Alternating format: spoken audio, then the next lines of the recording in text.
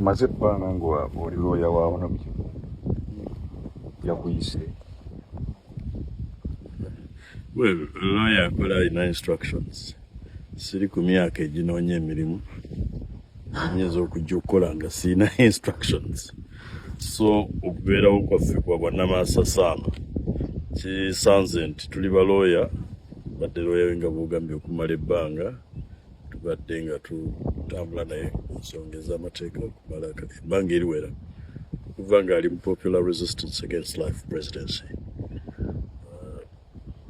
Kakati ate era nga muganda wange nze nno jjajjange ndowooza era asigala muganda wange, n'olwekyo tulina okulaba nti tuyimirira naye tukola ekyo Katonda ky'ayagala tukole, tukola ekyo obugunjufu bye bwetaaga tukole.